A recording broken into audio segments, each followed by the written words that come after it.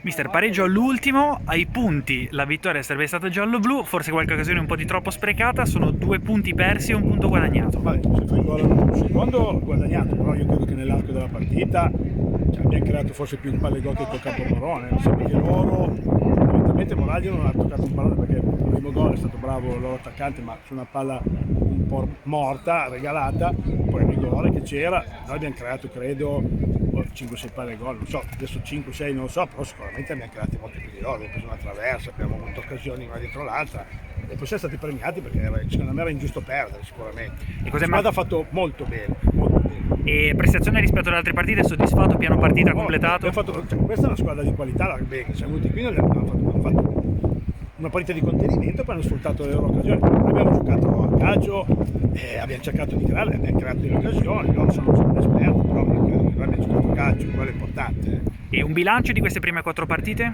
Buono, abbiamo 8 punti, abbiamo fatto 2 pareggi e 2 vittorie. Se pensi che quelle che abbiamo fatto anche le 4 di prima, abbiamo fatto 3 vittorie e un pareggio, direi bene, bene. Quindi ambizioni importanti, si può dire? Allora, lo step con i ragazzi, noi facciamo uno step alla volta e andiamo in playoff. Il primo step è quello.